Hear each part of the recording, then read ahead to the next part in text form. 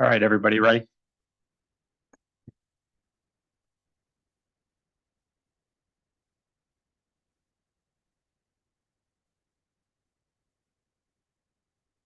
Okay.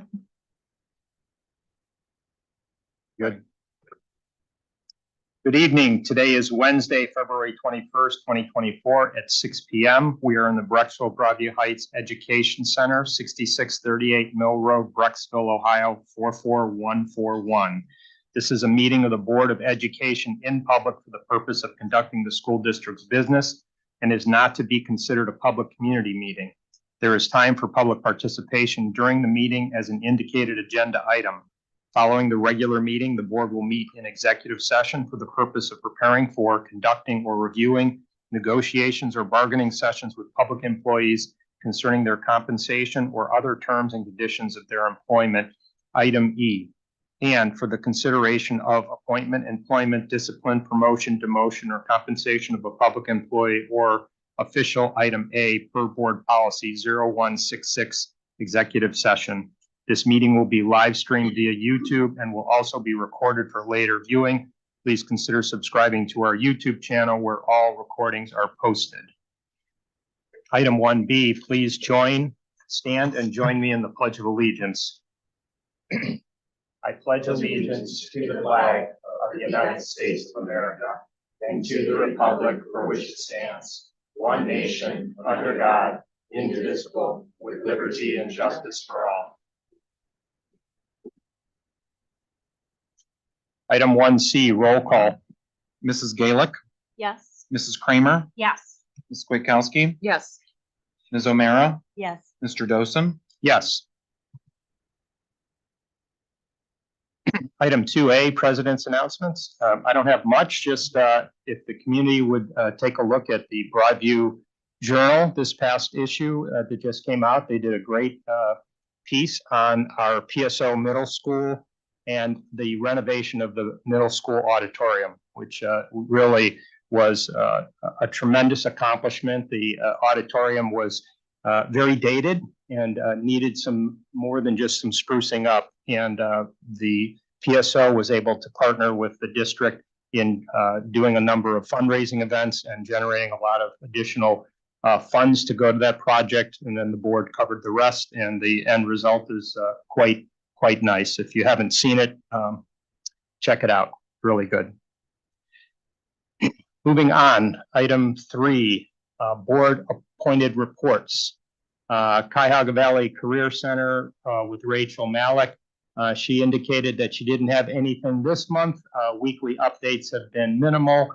The next board meeting for CVCC falls a week before our next month's meeting, so she'll hopefully be with us in March and provide some additional updates on CVCC. OSB Legislative Liaison, Helen? The only thing is that the Ohio School Boards Association sent around earlier this month to all the school districts across the state its 2024 legislative platform for comments, proposed modifications, and our district didn't have any proposed modifications. So just we're in agreement with the Ohio School Boards Association 2024 legislative platform. I have a question about that though. They sent those out and we all got them last year. I didn't receive anything this year, so I didn't get to review it at all. Well, I forwarded it to you. Okay, it was only electronic? Yes. Okay, so that was my mistake then. So I mean, so if you want, we have until May 31st to make modifications. So we have plenty of time.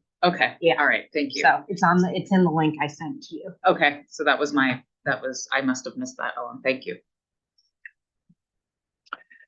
Moving on to item 4, Superintendent Committee Reports, Financial Liaison Audit Committee, Mark Tisch.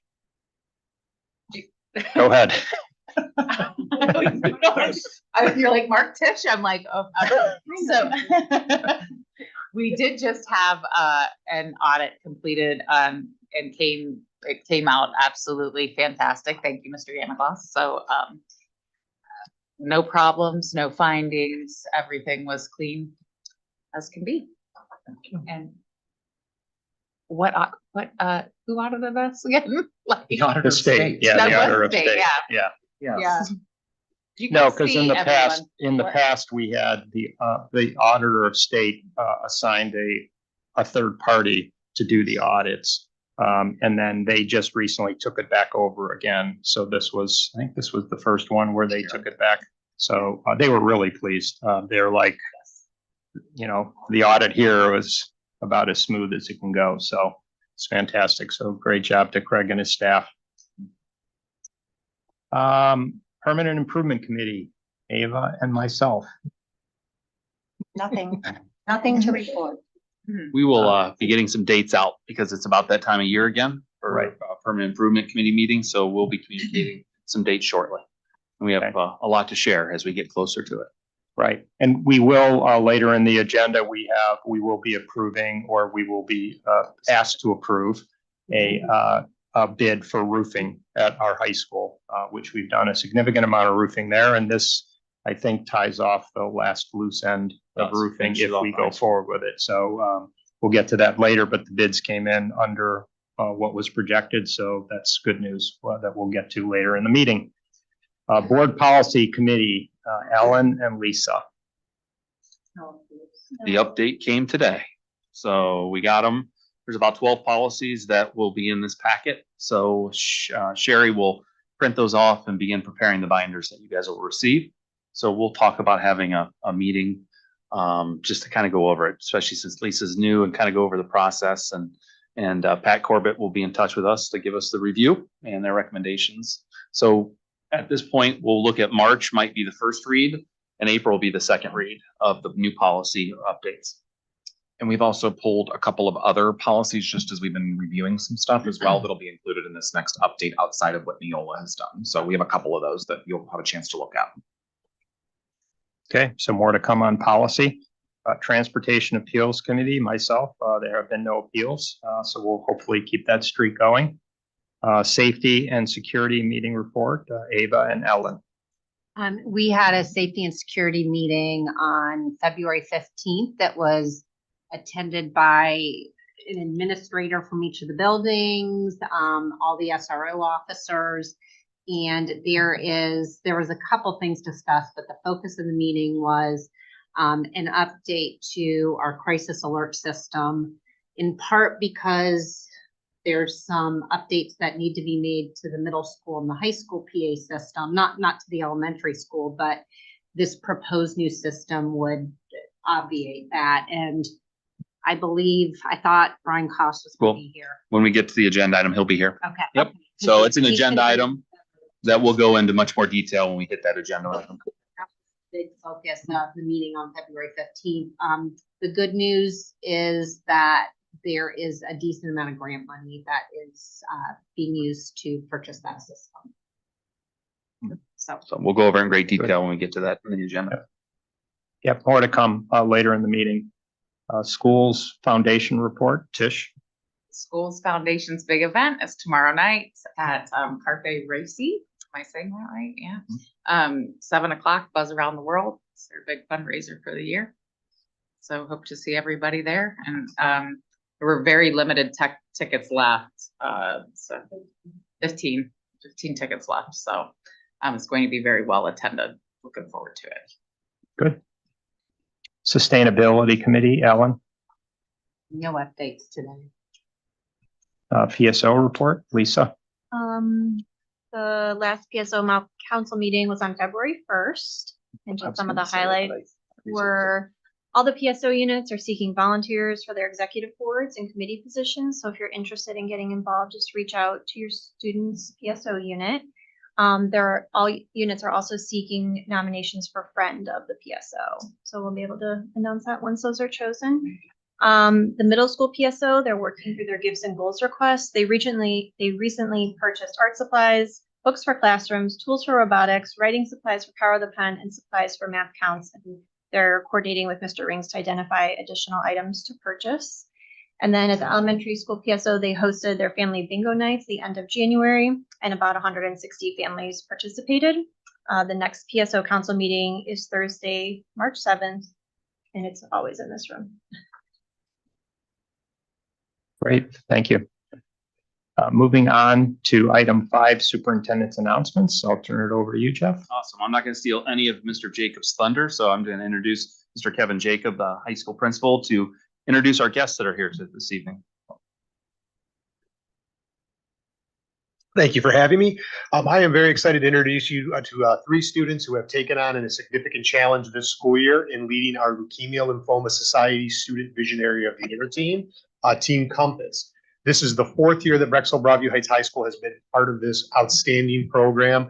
And so far in the first 3 years we've been a part of that program, we have raised over $150,000 for the Leukemia Lymphoma Society to help fund patient advocacy, family care, and much needed research dollars for leukemia, lymphoma, and other blood cancers.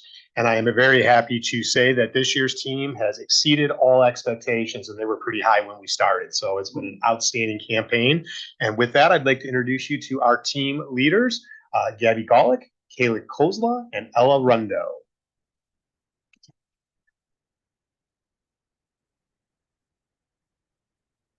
Hi, thank you for having us. I'm Gabby Golick. I'm Kayla Costa. And I'm Ella Lunda. And we're Team Compass. So what that means is we're building a team and we are running a 7-week campaign for the Leukemia Lymphoma Society that fights for research for blood cancers. And we are going up against teams in the area to see who can raise the most money in a 7-week campaign, which started on January 17th and ends in 2 weeks on Friday. So our original goal was $55,000, which we have surpassed. So our new goal is to be the first ever team at Brexville Broadview Heights to reach $100,000. And we believe that we can do that with your guys' help in our last 2 weeks of our campaign. Yeah.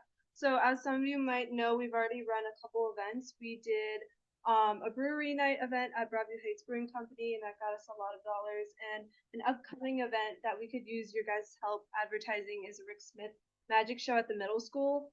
That's happening this Saturday. He has a 2 o'clock and a 7 o'clock show.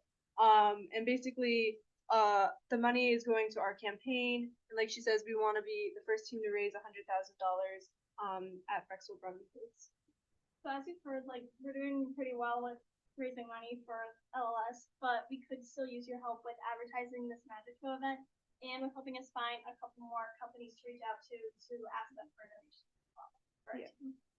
Corporate sponsors like the Kiwanis Club already donated to us. Kind of organizations like that would be really helpful, that we could get a meeting with them, get in contact with them. And it also like helps bring the community together because it spreads awareness about the campaign fighting blood cancers. Yeah, it's kind of basically the overview of it. Where are you guys at right now with your total? We can't say No. that. Oh, can't say. We have Oh, like our secret. original You've 65. surpassed the original. Yeah, and then our I caught stretch that. was 70 and we passed that. Perfect. So- I know the ballpark now. Yeah.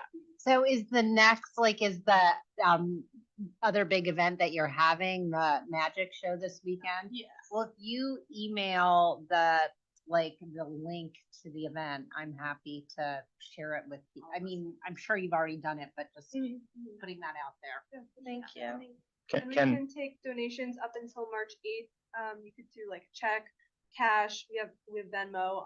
And then the biggest way is like our online fundraising page, which there's a link for that, and you can share. So the magic show is this Saturday. That's 2 shows at 2 o'clock and 7, and that's in the middle school auditorium, which has been newly renovated. So that's fantastic. Can people show up and buy tickets at the door, or do they have to buy them in advance? Believe so, yes. Okay, wonderful. Well, fantastic job. Good luck climbing above $100,000. Great.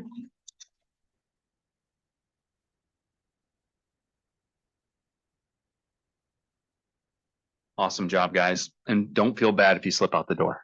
I know you are busy individuals, so it's okay. It'll be your magic trick. You That's can right. just do it. It's a preview. All right, so the second item on superintendent's announcements is the Governor's School Bus Safety Working Group.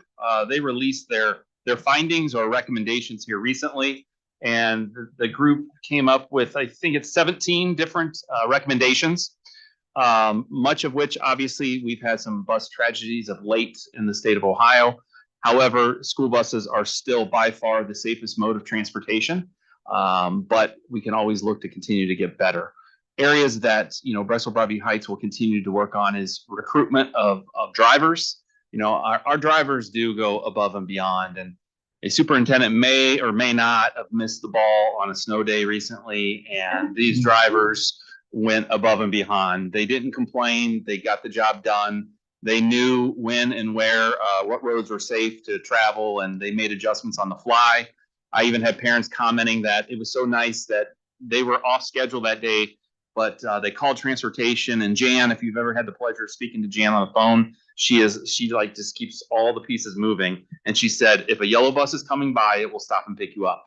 Even if it's in your bus, get on it. We'll get you to school. So it was all hands on deck that day. But that's just an example of how our drivers do go above and beyond. But we do need to continue to work on recruiting drivers to fill out any gaps we may have.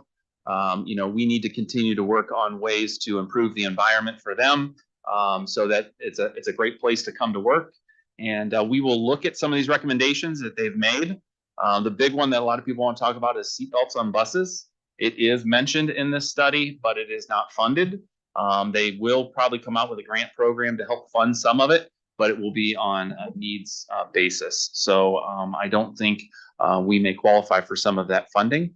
And it's not as easy as just putting a seatbelt on a seat in a school bus. There's a lot that goes into it. So, and as Craig will be quick to share, the cost of buses has gone through the roof in the past 3 to 4 years. And, we're upwards of how much for a brand new school bus? We just placed an order for 2 of them for almost $300,000. They're almost $150,000 a piece. Yes. So, and a couple of when I started in this business in 2017, they were like 75. So it's dramatically almost doubled in less than 10 years. So the number one thing we can do is continue to show appreciation for our drivers, because they are in a bus with upwards of 50 to 60 kids, with most times no other adult on the bus, and a whole lot of activity happening behind them. And they have to keep our students safe, which they do. So anytime we can show appreciation to our drivers for the job they do, we should go out of our way to do so. I went and met with the drivers back in the fall. I'm due to go back just as a kind of a quarterly meeting with them, just to hear concerns or ideas and work with them to make sure that they know that they are heard, and that as a district we have complete confidence and we will support them. So there's a couple on here. There's some professional development, which always makes us nervous, because it's like, when in the year would you do a lot of the additional professional development training for our drivers? And then also pre-service training, which it's hard enough to get drivers now, and now we're going to add on some additional training on top of it. So some of that is yet to be determined and or released from the Department of Education and Workforce. So as those things come out, I'll continue to keep you updated. But we're very blessed with the staff that we have. Can I make a comment? Yep, absolutely. I found the whole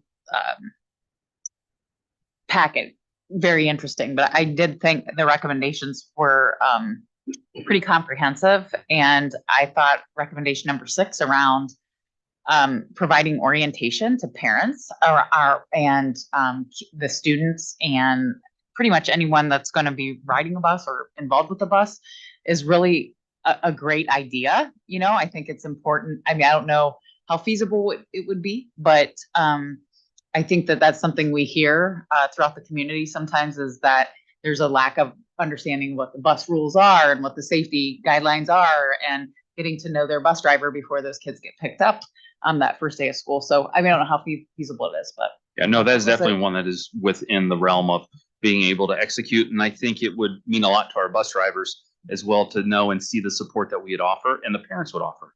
Yeah. Because a lot of times, the parents are unsure of the regulations or why they have to be in a certain spot when they're being picked up, and when it's appropriate to cross and all those type of things. Yeah.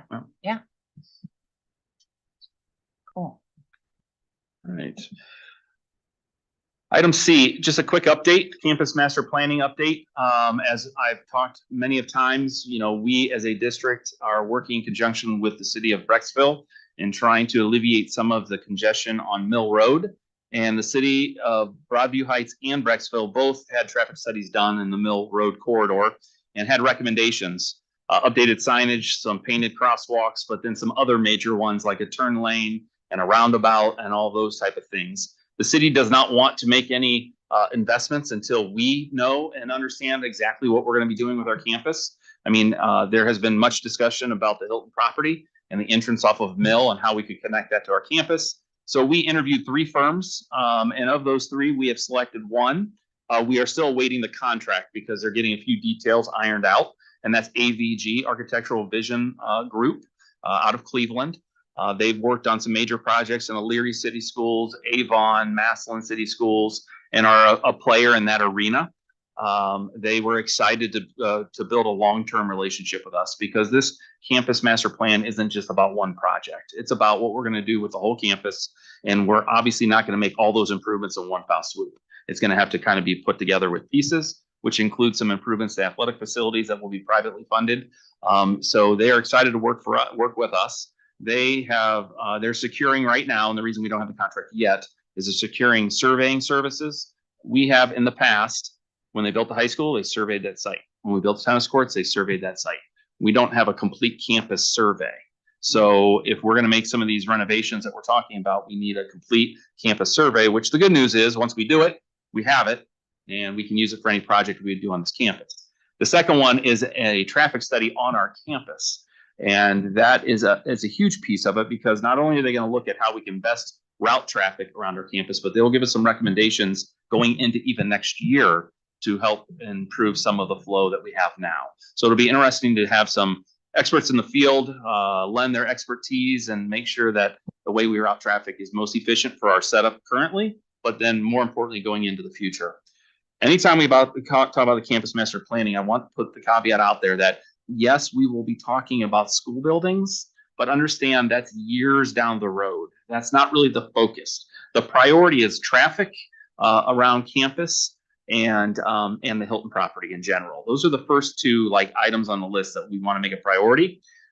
A new middle school or a renovation of a middle school, that will be talked about throughout this process, but we're not coming to the ballot for a bond anytime soon. That's way down the road. What we're trying to do is be proactive rather than reactive, so that 15 years from now, when we are having conversations that are serious on that topic, we didn't put a road in or build something and go, why'd we do that?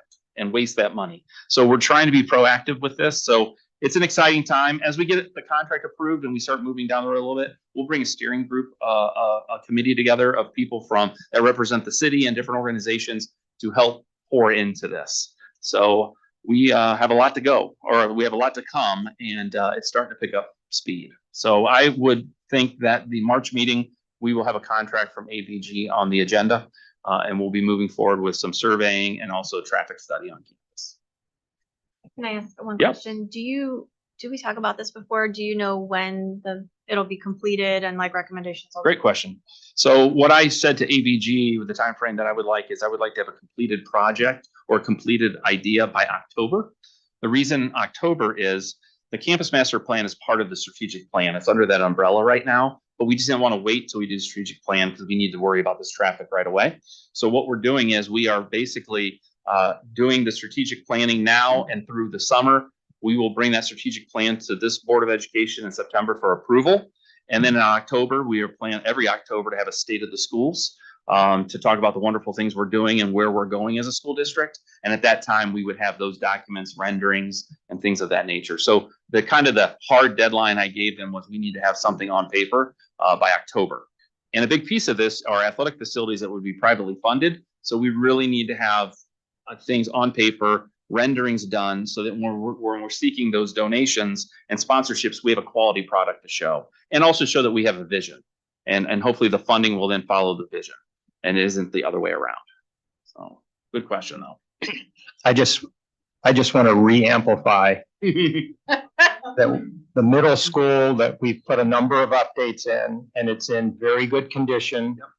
There is no plans to replace, renovate anything currently. The master campus plan is long-term vision, so that down the road, if it's however many years, 15 years, whatever it is, that the middle school starts getting to the end of life, that we have thought about it ahead of time, and we didn't do something like put a road right where we're going to put them, let's say a new middle school or some type of renovation or whatever. So this is just master planning to be proactive so we can hit the low hanging fruit, which is we need to do something with the Hilton Elementary building.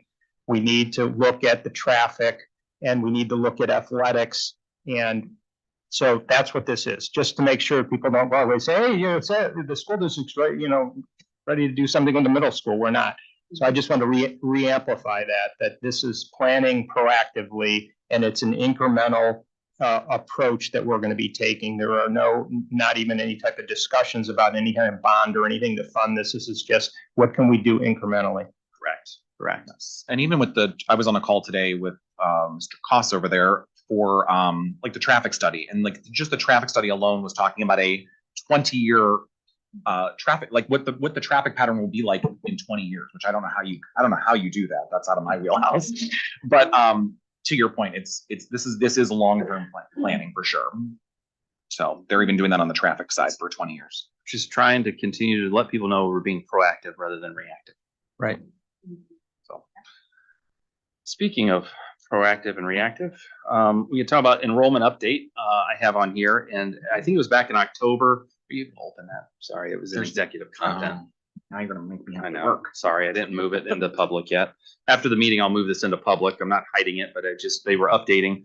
But I just want to give you an update of where we stand enrollment wise, because we hear a lot of conversations about enrollment and how we're growing and everything else. And so right now we are in the midst of kindergarten registration. And last year we had a kindergarten class of roughly 250 students, which is what has been forecasted for our district through the numerous enrollment studies that have been done. That 250 to 265 range is kind of the sweet spot. We all know that our current second graders sit at 290, but that's because they were coming into school when we had a brand new shiny building on top of the hill, but it was also following COVID. That I found it interesting as I was doing my research that there were 62 students who enrolled that year who could have enrolled the year prior, and parents held them because of COVID and maybe didn't get preschool in, whatever reasons. So that also contributed to the bubble that we currently have at second grade. And You mean first grade, sorry. First grade, I'm sorry. I'm already thinking That's about all right. the 24, 25 school year. So first grade. And so that's why we have that bubble there, is those factors that came into it. So right now, currently, where we were last year at February 15th, we were at 227 registered kindergarten students. This year on that same date, we're at 210. So we're about 17 behind where we were last year at this time. Now, I wish that every parent of a kindergarten student would register them now, instead of waiting till August or July for our planning purposes, but we seem to be trending along the same line as we were last year. And we will continue to watch this. We'll continue to monitor it. And currently our student enrollment in Brecksville Broadview Heights is 3,720 students. So we've grown by about 17 roughly students during the school year, because believe it or not, we are a transient district, a different type of transient district, but we do have families that are moving, coming, going throughout the school year. So, it's a moving target. Leslie Lobby, who does all of our registration and EMIS reporting, I think she personally knows about every family in the district and where they're going and where they move to and everything else. So we're keeping a very close eye on it. That group at the elementary level, that first grade group is the largest at 290. The one next behind that is second or fourth grade at 277. And as you can see, the current kindergarten is at 254. So we'll continue to keep a close eye on this, and we'll make adjustments throughout the building as needed and with staffing. Mr. Wyckoff and myself and the building principals will begin having meetings in early March with our building leaders to talk about staffing and where we are with student population, course offerings at the high school, and are we appropriately staffed? So those conversations are coming very, very quickly. Just one question. Yep. Last year, did we cap kindergarten registration for all day? And are we doing that again? So we are capping it. The same process is in place from last year, the cap of 210 for all day kindergarten. And I think there's also a drop dead date in August. If they register after August 9th, which I think is on the website, then it's automatic half day is where they'll be placed. But we actually never officially hit the cap. Oh. We were close. I think we were like 208 going into the school year. So we were close, but I don't believe we ever hit the cap. So we never had to turn families away from all day. Technically, no. Correct. Unless they registered very late. Correct. Which they'd have been put in half day. Yep. Or if they haven't paid preschool fees or anything like that. So I hate to be the bill collector, but I have to be the bill collector at some point. So that's one other thing. Keep general day K is if you're not up on your payments. Yeah. Well, this is a, this is a good update on enrollment. And, we obviously, when we had that bump at 290, when the building opened and we had growing pains, just settling into the new building and then having that large kindergarten class come in. And, there were, many who were very skeptical of the enrollment projections and said, oh, you look around, that's going to be the new norm. We're going to have 300 a year or whatever. And while that still could happen, it's good to see that it's starting to settle back down into where the projections had kind of put them, and that last year was more of an anomaly. Hopefully that trend continues. Of course, things can change, but the important thing is that, we keep a very close tab on enrollment so that if we start seeing trend lines that look like we're going to have, a large number of new students coming in, we can start planning for it.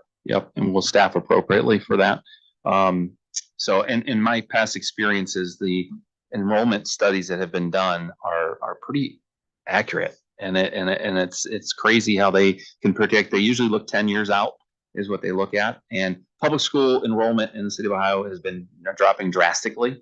Yes, we don't see it as much here in Brexville-Broadview Heights at this point in time, but across the state, it's drastically dropping. So we will continue to monitor it and do the best we can to serve the students that come through our doors. As I've said over and over again, really my litmus test is, kindergarten to third is 25 or less, grades 4 and 5, 28 or less. And, we try to do everything possible to stay under those numbers. We are close in a couple of grade levels. So if not a couple of classes, the way that we divide kids up from time to time, get really close or exceed those numbers at times. Well, I think it's also important to remind our community that, when the new elementary school was sized, we used projections. Now, this was before COVID happened and other things, and those projections had us in that 250, 265 range. And so as we've fallen back into that range and the trend looks like we're going to continue in that range, that's the size of the elementary school. That's how it was sized. So people that were concerned like, oh, you built the school too small. It's like, well, there was right now, it looks like a one-time bump. But, if these numbers continue the way they are, then, the building size is going to be the right size. So as educators, it's never as big as we want it to be, right? I mean, I as a former classroom teacher too, would always want more space, or as a building principal, I want more storage. But in new builds and new designs, they're just so much more efficient, which when you come from a building that isn't efficient, it feels even smaller. Right. So, and again, there's a lot of factors. Our elementary staff is doing a great job. Our students are super resilient. I spend a lot of time over at that building and the cafeteria in particular, because I'll go hang out there. And my friend Charlotte always comes and gives me a hard time about snow days. She's a fourth grader. But there's plenty of room in that cafeteria for our students to eat and enjoy. And there's a lot of them. It's a big building. But that is the trend in many districts of building a larger building because of the efficiencies that it brings. But it is different than what we've been used to. So. Very good. Any other comments or questions? Okay, well, we'll move on to item 6, treasurer's announcements. Craig? I really don't have any updates. Next month, I'll be bringing forth some of the budget modifications, and also for planning purposes, we're going to be setting up our GAP contract for next month, but that's about it. It's been pretty quiet. Okay, very good.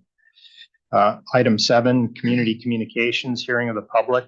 Do we have some people signed up? Okay. By the way, anybody who wants to speak, if you would fill out a card, we'll get you in the queue. So, hearing of the public, persons wishing to address the Board of Education may do so at this point. No formal action will be taken on subjects that are not included on this agenda until the board has had an opportunity to study them. Comments regarding personnel must be submitted in writing through the Office of the Superintendent in order for the board to complete the planned agenda in an effective and efficient manner and to provide sufficient opportunities for members of the public to be heard. Hearing of the public shall be limited to a maximum of 60 minutes, during which each speaker shall be limited to a maximum of 3 minutes. So when you come up, I will put a timer on, so hopefully you finish within 3 minutes. If you don't, you'll hear my timer go off. If you could please wrap up your comments. We want to treat everybody the same and treat everyone fairly. All right. Okay. First up is Laura DeJulius. Please state your name and your address, and please make sure the green light is on the microphone.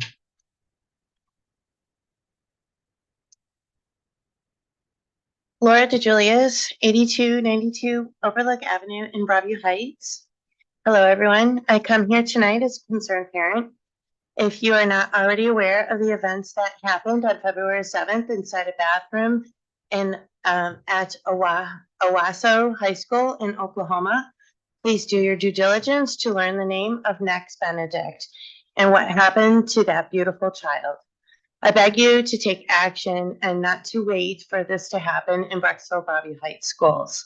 As a parent, it's our job to teach our kids that gay kids, trans kids, Black, brown, Jewish, Latina, and Asian kids matter just as much as they do, but they spend a third of their young lives here in your care. It's your job too. And when it comes to training teachers about LGBTQ kids, teaching true allyship to the students, and providing professional development about trans issues, I feel our district has to make great strides to protect this population and to catch up to the other schools around us that are already putting this into practice. I know you get the emails and the calls, mainly from the same small group about BBH Pride, LGBTQ messaging, and the bathroom issue. But complaints from parents of children of a protected class are not the reality. Ask their kids if they are scared and uneasy. Ask them if they are uncomfortable with LGBTQ issues, and the answer is generally no, they're not. It's a parent issue. However, as trans and non-binary kids, if they feel uneasy, they will tell you, yes, sometimes I'm scared. Yes, sometimes I'm terrified. The reality is that the kids getting hurt, bullied, threatened, or scared to use the bathroom are the transgender, fluid, and non-binary kids, not the other way around. Nex Benedict is the devastating proof of that, and sadly, they are not alone. You've been presented last month with vast materials of data and facts from leading organizations. We know the LGBTQ student population in Broadview Heights is at least 16%. We know that in Ohio, kids are disproportionately bullied.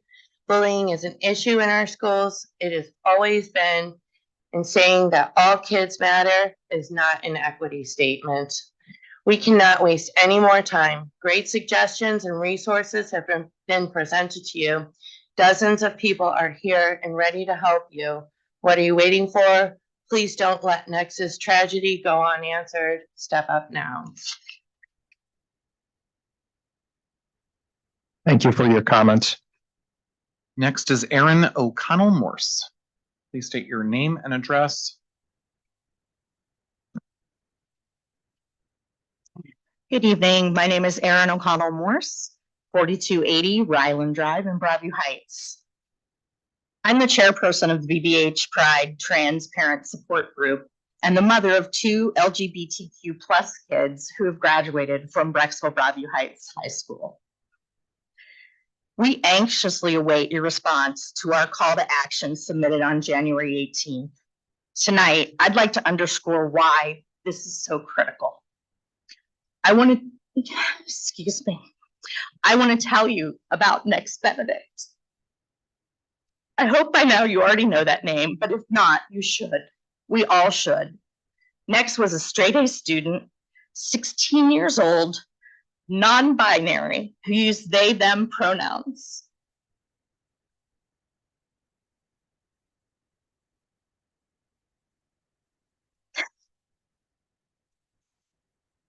And now Nex is dead. I apologize. Nex was brutally beaten by 3 girls in a high school bathroom. The school didn't call 911 or an ambulance, and next was taken to the hospital by their grandmother, treated, released, only to collapse at home and die the next day. I would apologize for bringing such a disturbing story here tonight, but I'm not sorry. We should all be disturbed by this. We must stand up for our most vulnerable students. Bathroom issues are about fear, and it's been shown time and again that the only ones with anything to fear are our LGBTQ plus kids, not the kids of parents who may call you, not the kids of parents who might stand up here with hypothetical fears. We have real fears based in sad experience. Intolerance can and does lead to harm, up to and including the death of our most vulnerable students. Kids see, hear, and model that type of behavior. We need, as parents, as educators, and as administrators, to think about the message we're sending to kids who would be bullies, to the kids standing in harm's way, and to other communities about who we are and who we aspire to be. Please stand with me and BBH Pride to send a message that intolerance is unacceptable and harmful by adopting the measures outlined in our call to action. Thank you very much. Thank you for your comments. David Tryon.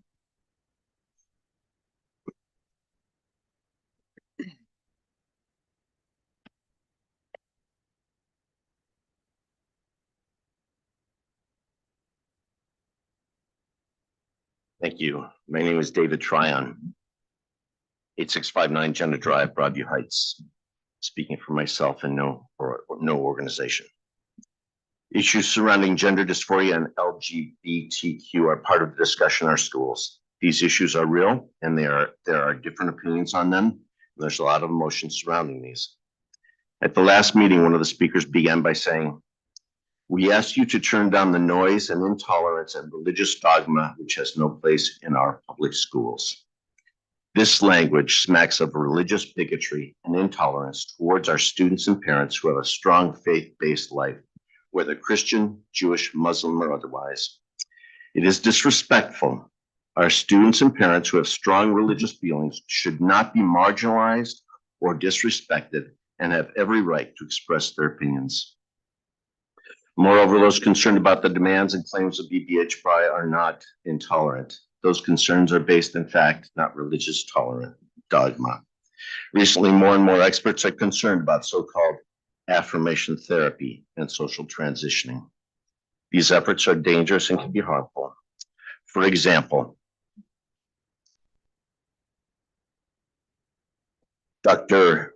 Ridicule, hard to say is the name, Catalia is the chief psychiatrist in the Department of Adolescent Psychiatry at the Tampere University Hospital, one of the leading teaching hospitals in Finland.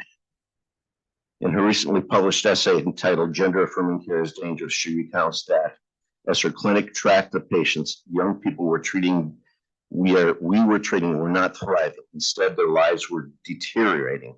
They were doing worse, and that some previous patients started to come back to tell us they now regretted their transition. Another expert explained,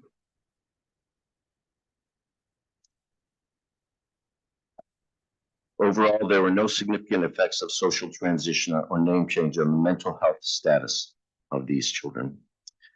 The present findings, although preliminary, suggest that social gender transition is not associated with mental health status in children and adolescents, at least in the short term. These findings are consistent with the only other study that directly compared clinic-referred youth experiencing gender dysphoria who had socially transitioned with those who had not. Yet another expert, and that, by the way, was from a non-Christian gay man who was an expert in this area. Another expert explained, studies conducted before the widespread use of social transition for young children reported desistance rates in the range of 80 to 98%. And also said, a comparison of recent and older studies suggests that when affirming methodology is used with children, a substantial proportion of children who would otherwise have desisted by adolescence, that is, achieved comfort identifying with their natal sex, instead persist in a transgender identity. I recognize the sensitivity of this issue. I understand the concerns of all parties, but I think all parties should be considered of the other points of view. Thank you very much. Thank you for your comments. Next up is Patrick Martelon. Not to be outdone, I wanted to provide some props as well. So I'm going to give you all a pocket constitution for your reading. I'll give one to Mr. Harrison. I thought I had enough. Yeah, you did it right. My name is Patrick Martelon. I reside at 7710 Winding Way. I'm here specifically to address comments made at the last board meeting and comments made at this board meeting. I guess primarily because I'm concerned that if they go left, if those comments go unchallenged, then the community and the board may think that there is tacit agreement with them.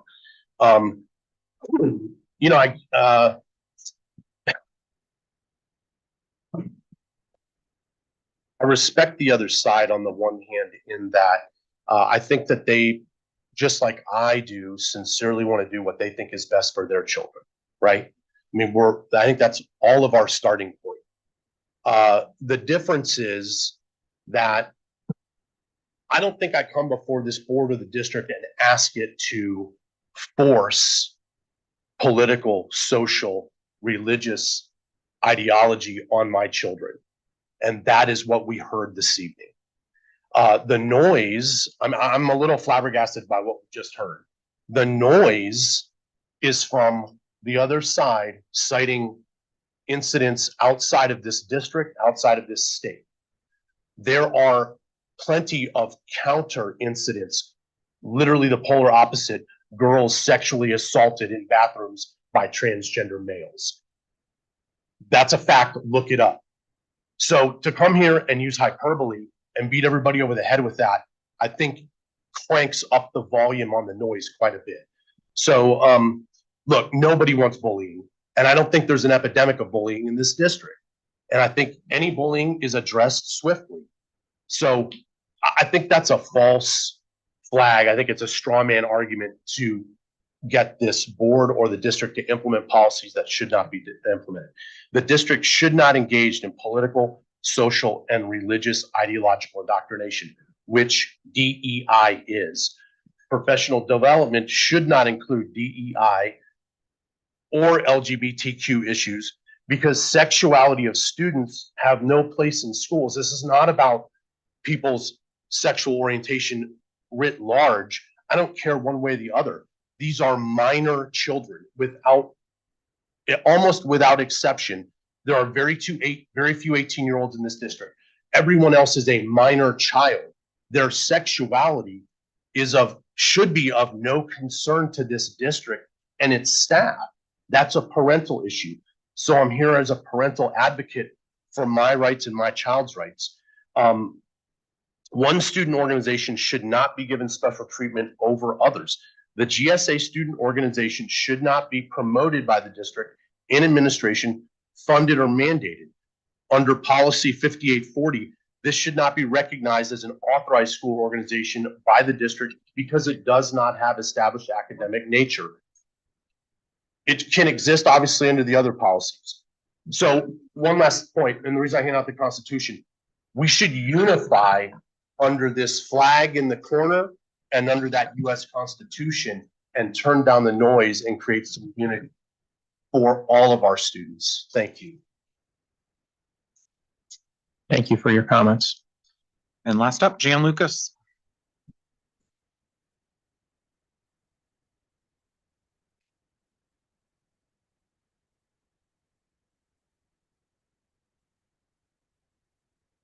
Dan Lucas, 7684 Winding Way in Brecksville is my address.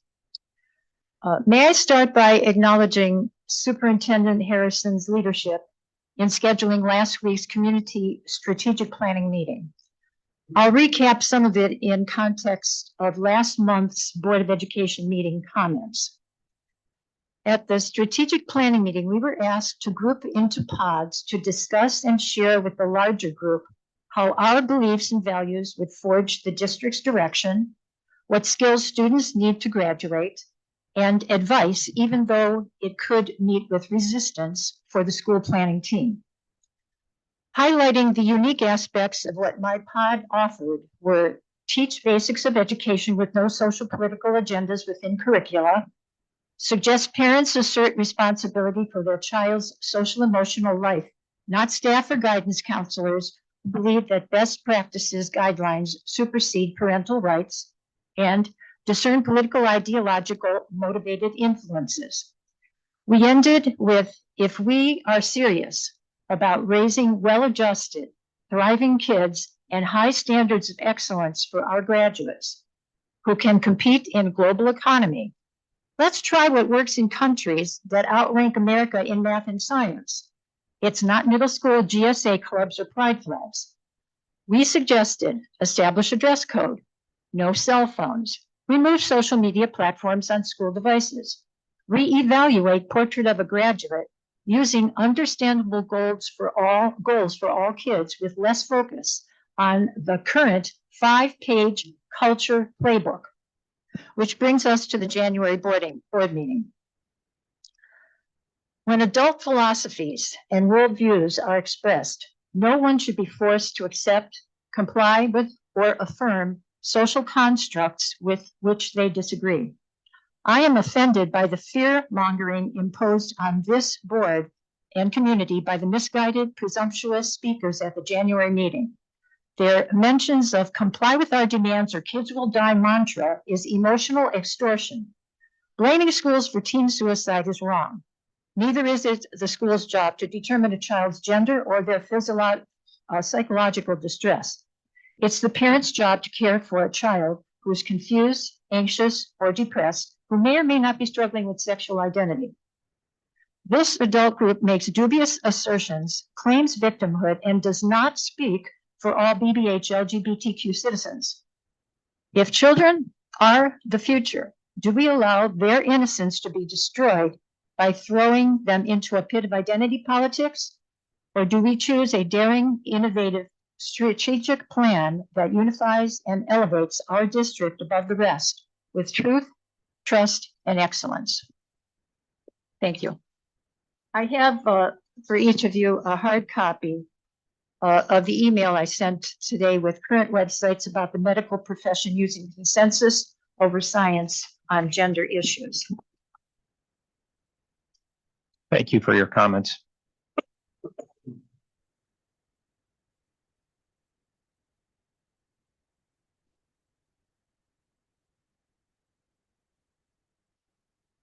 Thank you.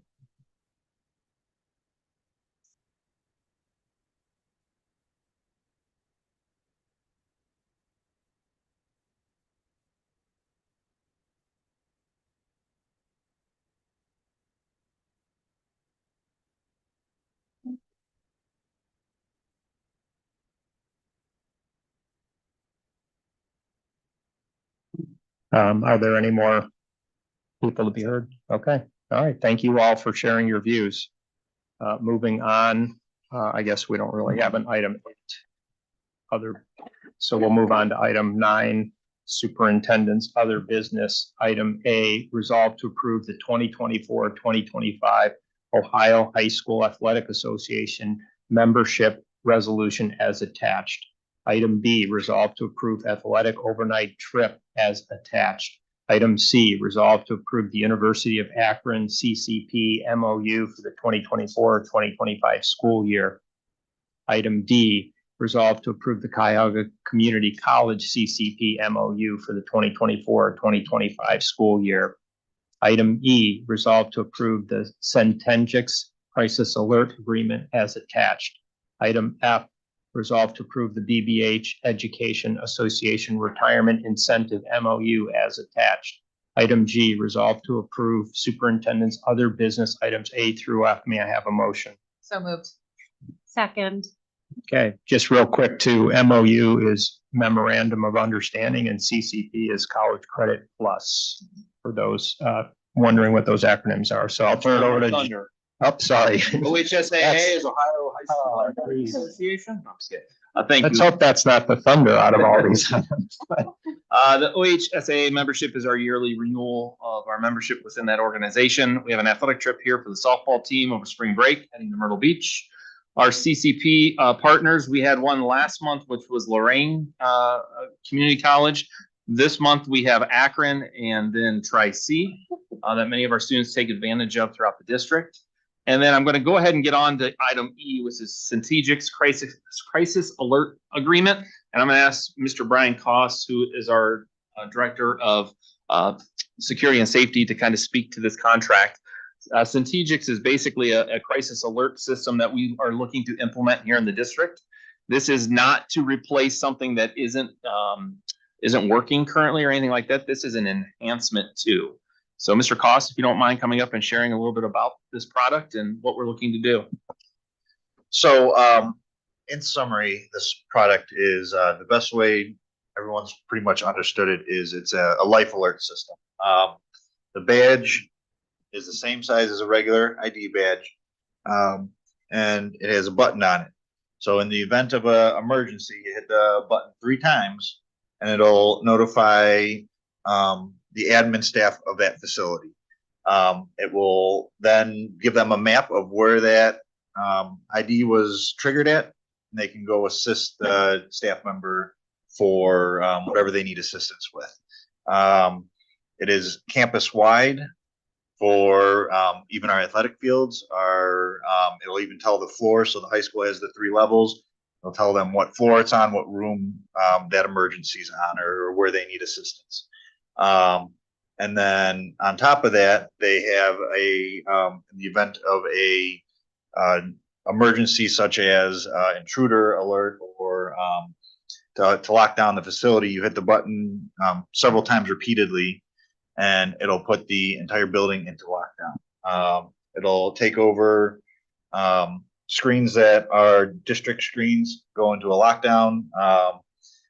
Announcements will come over the PA system, and then there are strobes in every room and hallways that notify everybody that the building is in a lockdown.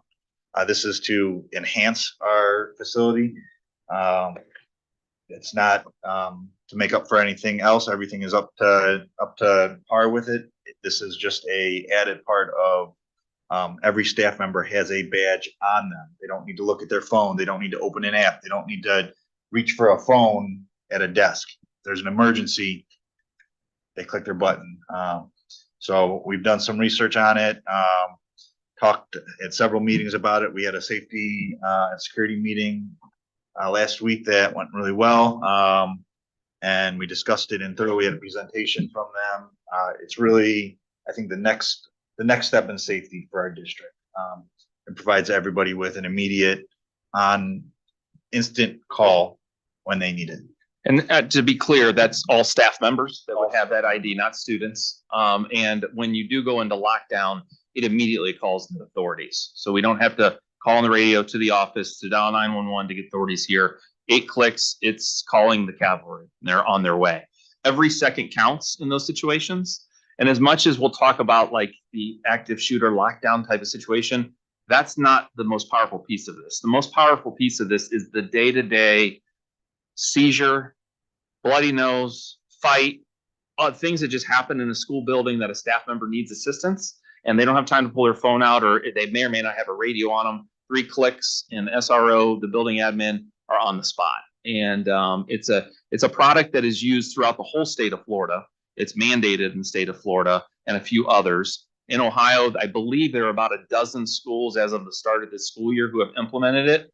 In the school district I previously worked in, they implemented it this school year, but we went through the process last year. It provides our staff a level of comfort.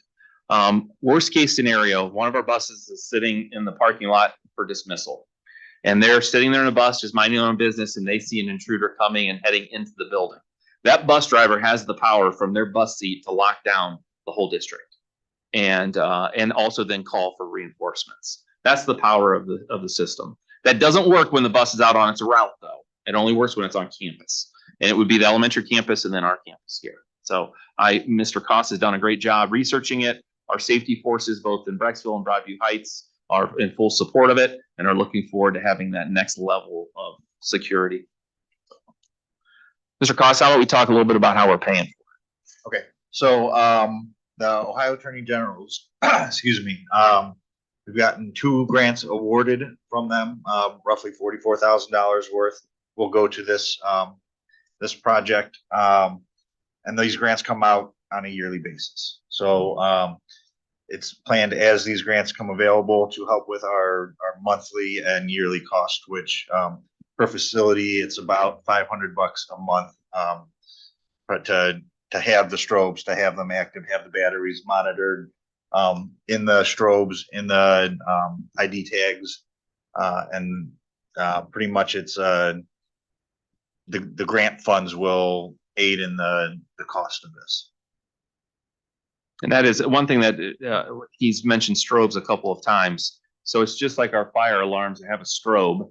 There will be a strobe in every classroom and every hallway that the company will install with this that can strobe up to 7 different colors, which in our safety plan, we can designate what those colors would mean. Because there's many times that we want to lock down a building, but it's what we call a safe and secure. Like, for example, there's an issue with a student health-wise in the hallway at the high school and a period change is coming, but we don't want that period change to happen because we're taking care of a student. There's different things that we can do with the system to be able to just help move these things along a lot quicker. Because if you've ever been in a high school, it's quite a hike from one end to the other to get help. So any other questions that Mr. Koss or myself could answer, we'd be happy to do so. What is the total cost aside from the $44,000? 5-year is, I don't have it in front of me. I left it in my desk, I think $165,000. Then that's for 5 years. The initial cost is obviously the upfront of implementing the strobes and installing it. Should be. A big portion of this is the install and the equipment, and then the ongoing costs. So 167,100, and that's the 5-year cost. That's not annual. So if you break it down out of 4 facilities, including the board office, which is the hub for the athletic fields, and the property down here, we need to extending. They cost about $500 a month per facility. So. From a technology standpoint, I assume this is not Wi-Fi dependent. It is not. It is Bluetooth dependent. Okay. So if we lose power, if we lose Wi-Fi, it's still active. It's still available because a lot of it is all battery powered. The batteries are monitored by Centegix. So if a battery does start to die, they get notified. They come out and replace it. That's part of our contract with them. So it's a self-sustained system. We don't have to worry about the Wi-Fi dropping out on us or not a good signal. Does it get tested regularly then too, just to make sure it's monitored on a health status? Yeah. If something starts to go, it sends an automatic trigger.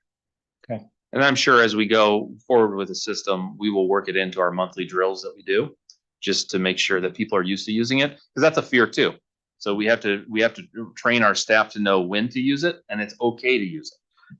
And know that when you do those 3 clicks, it would be like, think of pulling somebody out of a meeting. Is it something you would pull somebody out of a meeting to handle? That's when it's appropriate to use the 3 clicks. And then the 8, you know what? If you do it and it was like, oops, I don't care. There's our drill for the month. I'd rather have you use it than not use it. Right. An event, we're talking in the classroom and in the buildings. So if a baseball player takes a fastball to the face, that coach can wear it and have medical assistance immediately notified as they're going out to the pitcher's mound. And they know that exact location where then the trainer or a squad can come out and they know exactly where they're at. They don't have to relay on a phone, someone calling, going through dispatch. They're able to, it really just expedites the response to a certain area and knowing where it's at. How it was described to us with dispatch. Dispatch is sitting in front of a computer similar to this, and in the tray, Syntegic's software is running, and when it is loaded, it pops right up on the screen at dispatch, and then dispatch immediately dispatches whoever is going to be en route. So it's going to be quicker than a phone call. And as they say, every second counts. Have we given any thought to when the system is deployed with 8 clicks that throws us into a lockdown? You know, obviously the authorities are contacted, they're on their way. At some point, notification to parents, is that? Yeah, it's part of our safety procedures. I mean, whenever we go into a lockdown, I mean, shortly after identifying what the threat is, we are immediately into, okay, how are we communicating this out? Because what we need to do is keep parents away from campus. And no matter what, if it's the worst case scenario or the best case scenario, that's just a drill. We can't have people clogging our entrances because then the safety forces can't get here. So, you know, we have those things built into our safety plans that we will continue to drill, just like last year, high school did the evacuation drill over to CDCC. You know, those are things that we revisit every year. We're required by law to revisit them, but certain years we do full on, certain years it's tabletop, and other years it's functional. So, but yeah, that communication piece, there's somebody assigned to that piece. Once we go into lockdown, somebody's working with Jim Crooks and his team to make sure that we get the word out to the families. Half the time the families know before I do. Probably. Thanks to cell phones. Other questions? Yeah, are there only 2 options? It's either 3 clicks or 8 clicks? It's not like 4 clicks or something. Okay. No, because they talk about it and it's like, well, is it 8? Is it 7? It's the 3 is to get that, and then it's just repeated quick clicks, and then the person who's doing that will notice when the strobes start going, then they'll stop clicking. And they've done studies, and I'm a little foggy on it because it was a year ago I talked to them about it, but they've done studies as to, you know, when people are in a panic, how many, because it's not just one, because you may, I mean, the button on it, it is indented, so you're not going to accidentally push it, because when you push it, it actually clicks. So you know when you push it. It also vibrates. When you receive the 3 clicks, it'll vibrate. When you receive the 8, it also vibrates. They'll instruct us to, in the event of an emergency, don't try to count your 8 clicks. Repeatedly click it until you hear it. That way you aren't thinking, did I hit enough? Did I not hit enough? You're repeatedly clicking it to activate the system.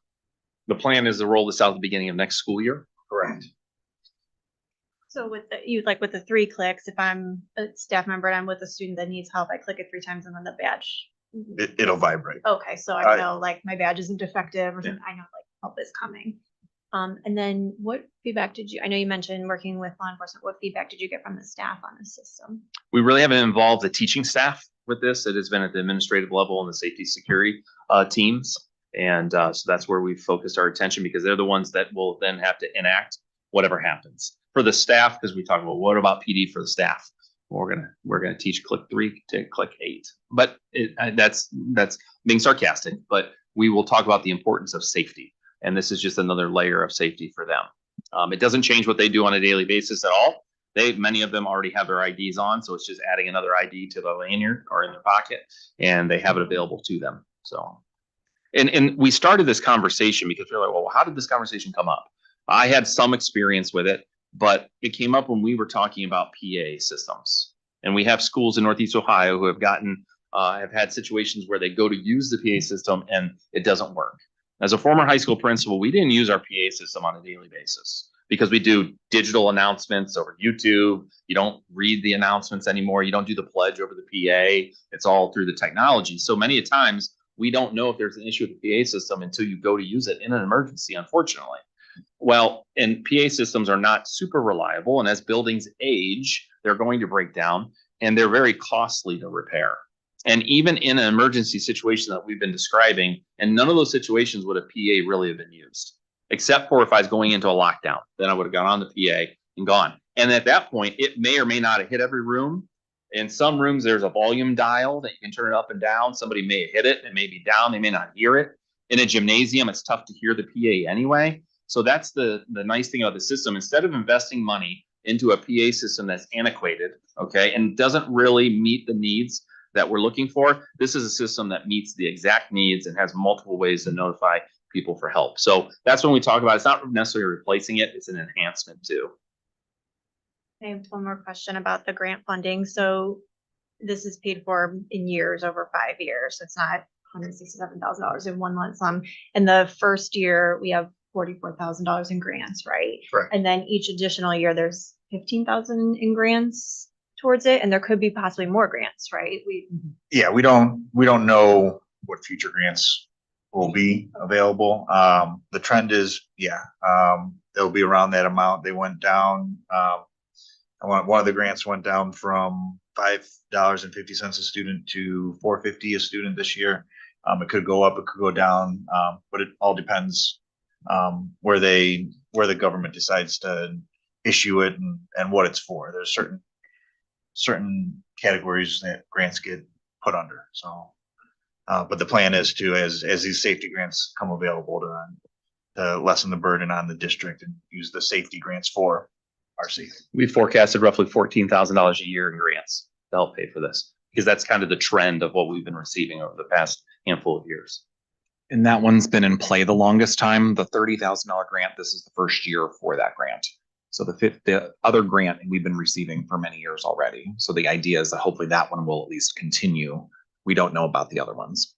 So grants can end up covering over half the cost of the system over the course of 5 years and then into the future, as long as big people want to keep giving us. Right, we'll take the free money. Yeah. Correct.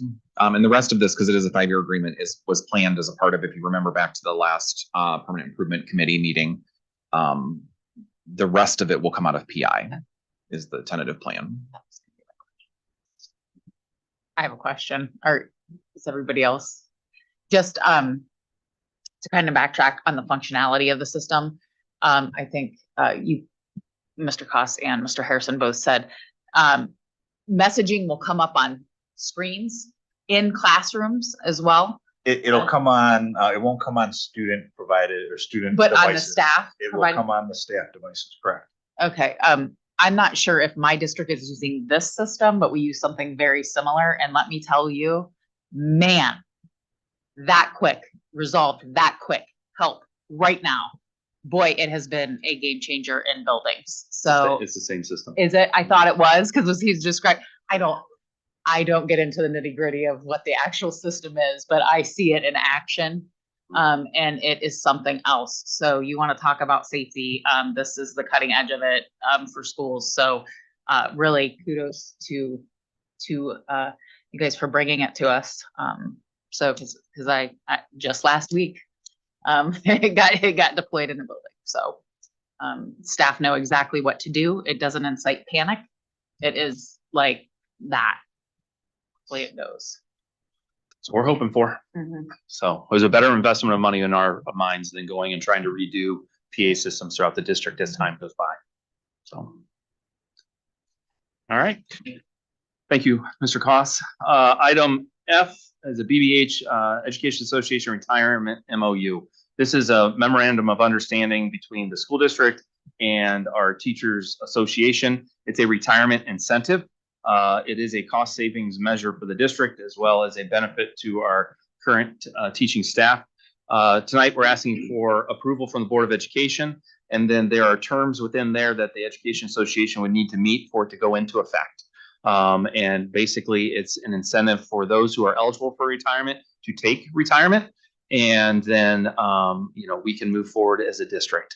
It's on the agenda this evening because that'll give the association a month for members who are eligible to make a determination. But I'm pretty certain that many of them are probably already been thinking about it because they're at that stage of their career. And then by the next meeting, they have to have their letter of retirement in, which we would then approve. And on the district's interest, we want that to happen in that time frame because then we're able to then post and begin replacing those individuals who are leaving. So again, long-term, I won't take away from any of Craig's information, but this is a long-term cost savings for the district as well as a benefit for our employees. It's kind of running parallel with negotiations. It's not part of negotiations necessarily, but it's kind of running parallel with it. So I can answer any questions you may have, or really it's just, this gets the ball rolling. The association has some work to do between now and next board meeting, if it will then move forward. And just to clarify, because organically, every year we do have retirement, they vary depending on staff that's eligible and who decides to make that move. This sets a threshold so that the incentive is only triggered if the threshold of teachers retiring is met. If it's not, then this is not in play. Correct. So we're not in a situation, if we approve this, where if we normally have 3 or 4 teachers retire and we have 3 or 4, they're going to get an incentive. They have to hit the threshold, which I believe is 9. So if we get 9 or more, then the incentive comes into play. If it's 8 or less, then the incentive is not triggered. Correct. And we currently have 2 that I believe we have approved to this point. So Okay. prior to this, that they would be eligible for as well. So this would be a win-win situation win-win for for both. educators who are thinking about it. It's a financial incentive that might help make them make their decision. If enough of them decide to make that decision to retire, then there's a financial savings. There's a benefit for them financially, and there's a financial savings to the district. That is correct. And our staff, if someone signs up for the incentive, but we don't reach the 9, like when we get to 7 or something, there's also a period where if they put in their resignation, they can rescind it, right? Correct. Because they could say, I only wanted to retire if I'm getting the incentive. That Yep. was part of it, so. Yep, there's protections in place for both parties. So I appreciate the board. I know we communicated a lot today, just to make sure this was on today's agenda. I don't make a habit of adding things late to the agenda, but timing is of the essence here, because not only do we want to give the members an opportunity to make a very important decision, this is a life-altering decision, but also on our side, we want to be positioned to find the best replacements possible. And we want to be early in the hiring game rather than late. This is a destination district and will continue to be a destination district. I'm more than confident we'll find highly competent educators, but I'd like to start sooner rather than later.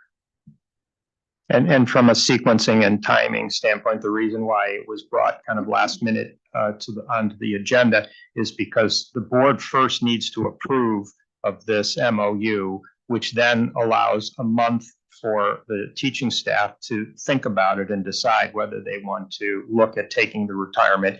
And then the board needs to approve their retirement, which would be next month. So we can't do that in one meeting, put the MOU out there and approve their retirement, because they need a runway to decide whether they're going to retire or not. So the reason why it came this month is because, as Jeff mentioned, the sooner we can lock this in, the more time we have to start recruiting their replacements. This has been a collaborative effort between the district and BEA, and I thank their executive board for being collaborative in this nature. And BEA is our teachers association. Got it. Yes. I should have a buzzer every time I do that. Click 3 times. Any other questions or comments on this or any of the items in the superintendent's other business agenda item? I just have a question of clarification that the incentive is 1,000 per year of service in the district. In the district, yes. Just wanted to make sure that I understood. Other questions or comments? Roll call. Mrs. Gaelick, Yes. Mrs. Kramer, Yes. Ms. Kwiatkowski, Yes. Ms. O'Meara, Yes. Mr. Dosen. Yes. Item passes 5-0. Item 10, Superintendent's Personnel Recommendations. Item A, resolve to approve certified personnel recommendations. Item B, resolve to approve classified personnel recommendations. Item C, resolve to approve superintendent's consent items A through B. May I have a motion? So moved. Second. Okay, Craig, you want to pull those up and let's just We have double just check one them? on the certified side. We have one leave, unpaid leave on there for approval. On the classified side, a little bit more movement, offering contract to bus driver, which is always a positive thing. And then recommendations to fill various support staff positions throughout the district.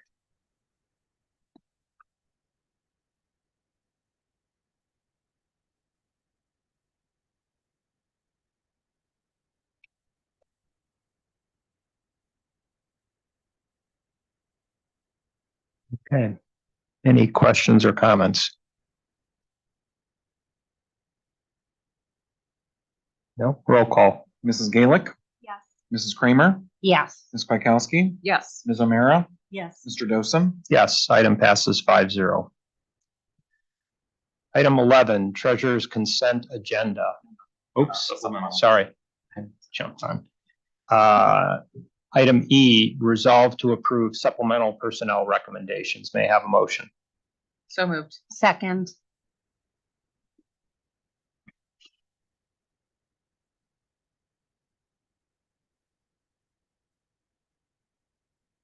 I'd like to point out on this one, we have numerous volunteers that we're approving and, it's a wonderful thing that we have people who step up and help with supervision and coverage and additional coaching positions on a volunteer basis. So we thank them for that service.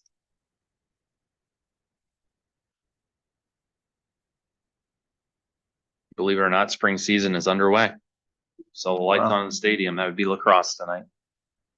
Well, we had spring weather today too. Yeah, don't worry, it'll probably snow again. Yeah.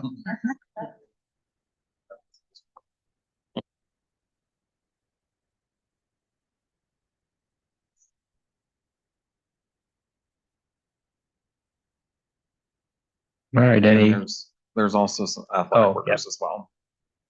And it's just one, I think. Mhm.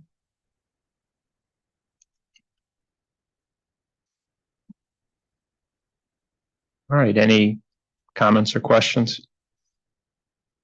Roll call. Mrs. Gaelic, Yes. Mrs. Kramer, Yes. Ms. Kwiatkowski, Yes. Ms. O'Meara, Yes. Mr. Dosen. Yes, item passes 5-0. Now, item 11, treasurer's consent agenda. Item A, resolve to approve the financial report as attached. Item B, resolve to accept donations as presented. Item C, resolve to approve the North Coast Shared Services Agreement as attached. Item D, resolve to accept the lowest bid for the bid tabulation and bid evaluation as attached. Item E, resolve to establish Special Revenue Fund 035 termination benefits as attached. Item F, resolve to establish Capital Projects Fund 070 under Section 5705.13C of the revised code as attached. Item G, resolve to approve the attached minutes from the following Board of Education meetings: January 17th, regular meeting, January 17th, January 17th, Records Commission meeting. Item H, resolve to approve treasurer's consent items A through G. May I have a motion? So moved. Second. All right, Craig. Okay. Let's take a look. We have a very exciting news report in the real estate world. So those that live in Cuyahoga County, you should have noticed that they have permanently moved the due date for your taxes. And in doing so, that is going to affect really for February our advances. So this will get updated. We just got the money last week, so I know I'm talking a month in advance, but we're really in the month we're in. So normally we get about $15 million in February, and that's because your taxes are due in Cuyahoga County, usually by the 15th of February. But now that they've moved that, they're giving us less money up front. We'll still get it, but it's probably not going to come till March at this point. So these projections will change. We'll just move the money because it's not like it's going away. We'll move it to the March projections, but that was a permanent change that that took effect in Cuyahoga County. So we got our first advance of $1.8 million for the people who pay early. Thank you very much. That's the money we get as early as it comes in. We received $473,000 in state aid for the month, $24,000 in restricted aid, and a total of $2.5 million. On the expenditure side, 2.7 in personnel services, so salaries, benefits were almost $1 million, 430,000 in purchase services, total of $4.2 million. As we look how that compares to the forecast, it looks not so great on the month, but we are still hovering around where we are at the end of the year at this sort of close to $0-ish range. But a lot of our numbers are in line with this. Will get updated again in May as we update the forecast moving forward. So we kind of look at our comparison from last year to this year. Let's look at the revenues and compare January of last year to this year. We've done a little bit better on the revenue side, and we saw a $222,000 increase in this year's January real estate, tax advance, which is just a timing issue, and then $45,000 year-over-year increase in what we consider other revenue. So nothing major in either of those categories. On the expenditure side, all categories were a little bit more, but we were very close to our expenditures from last year when we consider increases in salaries, benefits, et cetera. So we're still trying to manage those expenditures as best we can, but all categories were slightly higher, just not significant. So when we look at that total, it looks right now that we would be favorable on the revenue side by a little bit, unfavorable on the expenditure side by just a smidge at the moment, and a total of $24.8 million cash balance at the end of June 30th of 2024. As we compare year over year, fiscal year to date, so July to current, on the revenue side, we were at 25 million last year, and this year we're at 28 million. Last year expenditures, July to current, was 25.7, and current expenditures of 30.3. One of the big differences of why expenditures are higher this year compared to last year, fiscal year to date, was that skip pay that we had. So there's actually, in the fiscal year to date section, there's a whole extra payroll that's kind of tucked in here, which is why you see a little bigger of a difference on the expenditure side. This year had that pay in it, whereas last year it had the 3-pay month, or did not have the 3-pay month in it. So that's why that happened. And that's it.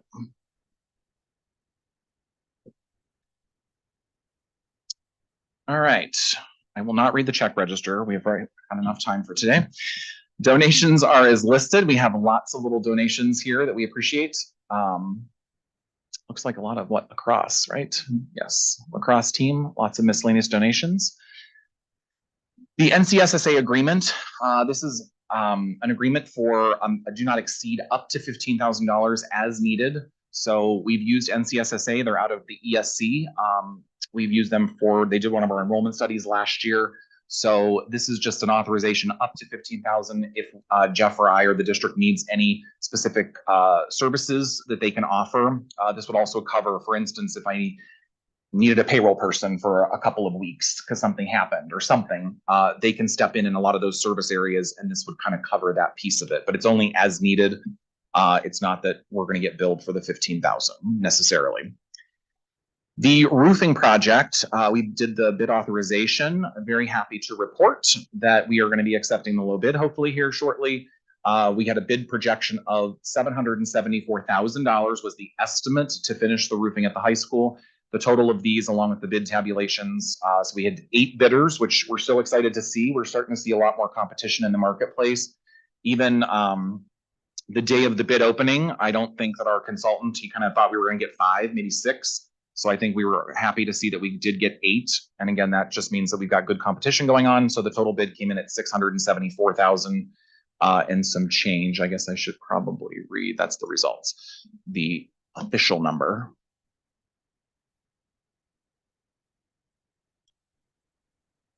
$74, where is it? Over here. So it's RJ Kirkland Construction on the right-hand side, $674,256. Go away, taskbar. Do that instead. Oh, it's even. Okay, I thought there was some change. So that is a little bit of we planned for a little over $700,000 from PI. So this was a savings to help with the PI fund. Can I ask a question about Sure. roof? Can you just, what sections of the roof is this replacing? I can see it says sections 2, 5, 14. Like, what is that? Go ahead. I do know the general terms of them. The auditorium. Go to the podium, Brian. So you So the kitchen area, the flat roof in general.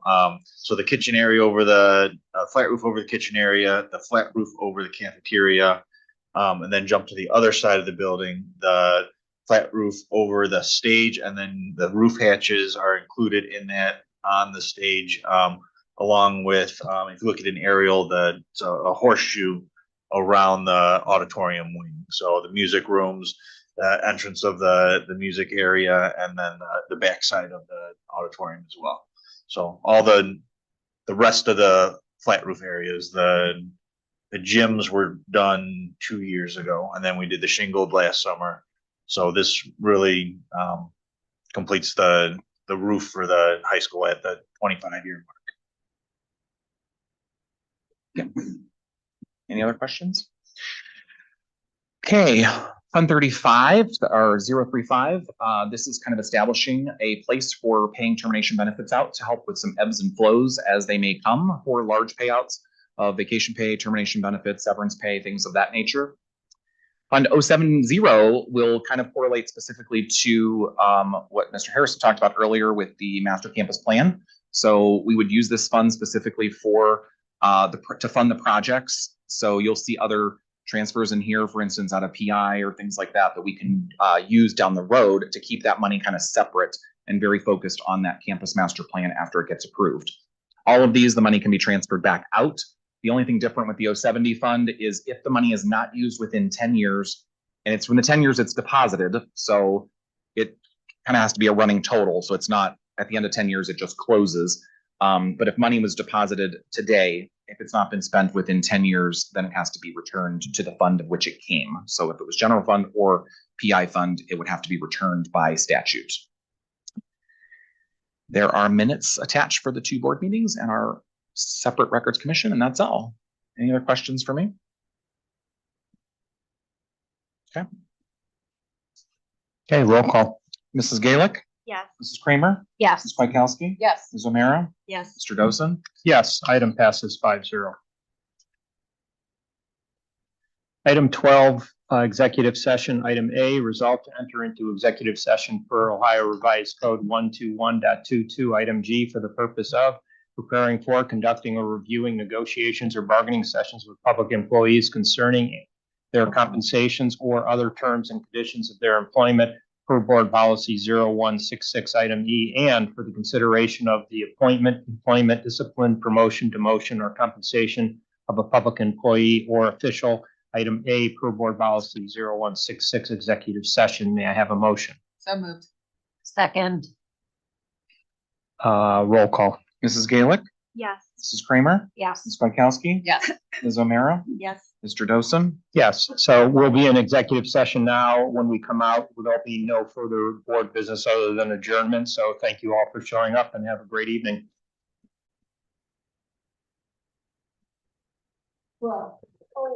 Okay. Are we live? Mhm. Okay, we're on item 12C, resolve to exit executive session. May I have a motion? So moved. Second. Roll call. Mrs. Gaelick? Yes. Mrs. Kramer? Yes. Ms. Kwiatkowski? Yes. Ms. O'Meara? Yes. Mr. Dosen? Yes, we are now out of executive session. Item 13A, announcements. The next regular meeting of the Board of Education is scheduled for March 20th at 6 p.m. Item B, resolve to adjourn the meeting. May I have a motion? So moved. Second. Roll call. Mrs. Gaelick? Yes. Mrs. Kramer? Yes. Ms. Kwiatkowski? Yes. Ms. O'Meara? Yes. Mr. Dosen? Yes, meeting is now adjourned. Everyone have a great